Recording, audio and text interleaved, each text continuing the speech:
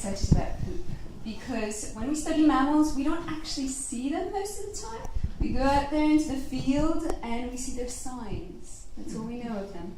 So we would go into the woods or by the river and we'd see a poop. And it's like this little bundle of joy. You pick it up and you sniff it. And if it smells like jasmine tea, you know that it belonged to an otter. If it smells like something else, then you have this Kinder Surprise moment. And you can pry it apart and see whether it had fish bones in it or hairs or something else. And then you can tell what species it belonged to. So that's really cool.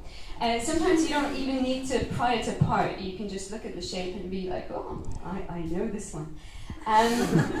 Yeah. So, yes. Do we have any Australians in the audience? Yeah. Yay, yay. Well, we got to have at least one because my husband's Australian, so he's got to be here. Yeah, so in Australia you've got wombats. Wombats are, for those of you who don't know what they are, they're marsupials, and they look like this giant version of a guinea pig. And their poops are actually green and square. They're little cubes. So the wombats literally shit bricks. A bit like me right now. Anyway, yes, so Australia is a wonderful place for zoologists to be in. Did you know, for instance, that most of the Australian mammals have a two-pronged penis? Except my husband. Which I suppose is a good thing, although you never know, could be interesting. But anyway, the two-pronged penis works quite nicely with the female's three-channeled vagina, where the two channels are for the two prongs of the penis, and there's a highway in the middle through which the joeys fall out. Yeah, very, very convenient. And so this is what kangaroos have, and koalas, and Tasmanian devils, and all that. Incidentally, have any of you seen a newborn koala? If you haven't, you can take a red jelly bean, put it in your mouth, chew on it a few times, and spit it out in your hand, and this is exactly what a baby koala looks. They're a bit disgusting, and it's quite amazing that they manage to be as cute as adults as we all know them. Their moms must give them a lot of shit when they're young. They actually do give them a lot of shit. It's called fecal pap, and the baby koalas eat it in order to get all the necessary gut bacterial flora for digesting the eucalyptus. Yes, so you can imagine this baby koala going, but Mom, do I need to eat this? And Mom says, yes, if you want to grow up big and strong, then you better eat your fecal pap. So if any of you have children, and if any of them complain about their porridge, you can point out that if they were baby koalas, it would be much, much worse. So koalas make good moms like that. Very caring with their fecal pap. On the other hand, we've got pandas, and they're useless. They're useless in every respect.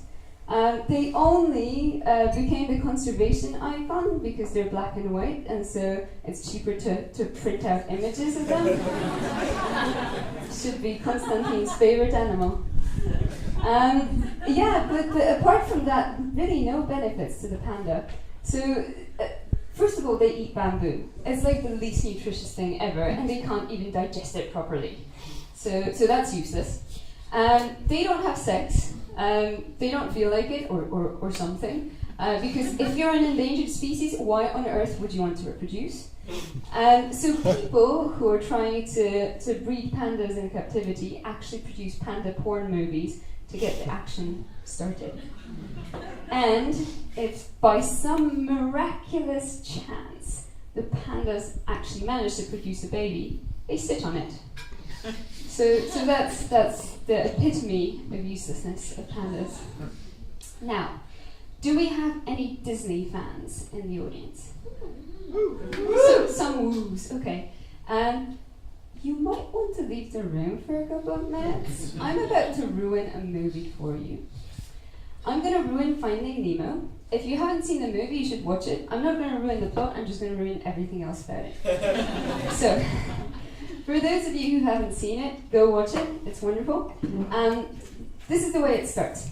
So, you've got a mummy clownfish and a daddy clownfish living happily in an anemone, and they have just had a clutch of eggs. And all is fine until at some point a giant barracuda comes swimming, and with one chomp, it eats the mummy clownfish and all the eggs except one.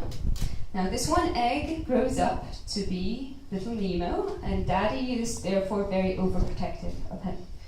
Okay, and this is how it starts. So you can then watch the rest of the movie. This is just the first 2 minutes or so. So the plot is still fine, but there's an underlying flaw with the whole biology of it. So, clownfish live in communities where the females are bigger than the males. And it's the dominant, biggest female that does all the reproducing. And she mates with the biggest male. That's still fine. Now, what happens when the biggest female is killed or she dies? Well, there's this phenomenon known as sequential hermaphroditism. And that means that the male, who is now the biggest fish left, will change its sex to be female. And now if we take that back to our Finding Nemo scenario, we've had Mummy and Daddy clownfish. Mummy clownfish got killed, so Nemo's dad would change his sex to become female.